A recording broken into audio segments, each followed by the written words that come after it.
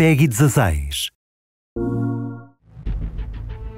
The thing that's really exciting to me about this story is that it's got high stakes, but the stakes are not about saving the universe. They're personal stakes. What if I don't succeed? What if it's not a happy ending? What if I don't win? We said, let's take you to a place where there are no rules. And what does that mean? And then what do you do there?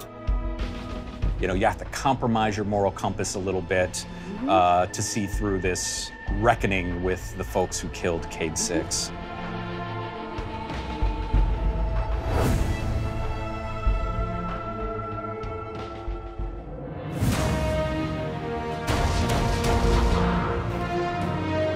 When you boil it down, it's really a revenge story, right? Something terrible happens to one of the most beloved characters in the Destiny universe. Huh. That's a good job, Colonel.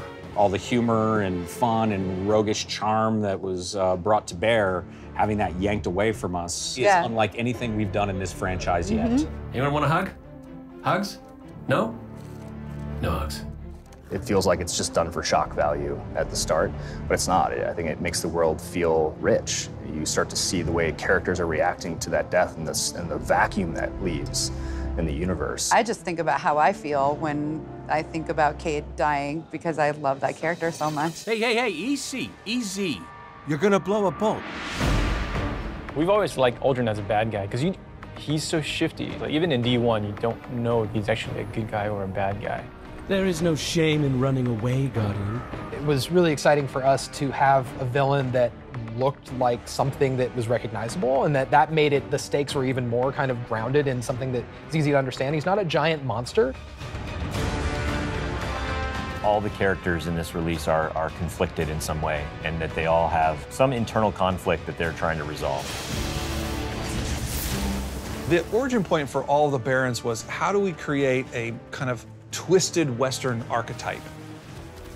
If we look at, say, those Western movies like Sukiyaki Django and Seven Samurai, or The Good, Bad, and the Ugly, each one of their characters, the baddies that you eventually fight, has a persona that you can't mistake him for anyone else. If you think about the Mad Bomber who's throwing grenades and they're bouncing off walls and stuff like that, you can also kind of squint your eyes and think about that as the bandito with a bunch of dynamite across his chest. The rider who's driving around a pike, well, you could think about that as a horse rustler, right? So each Baron, we really try to pull some Western archetypes, but then twist it in this Destiny universe.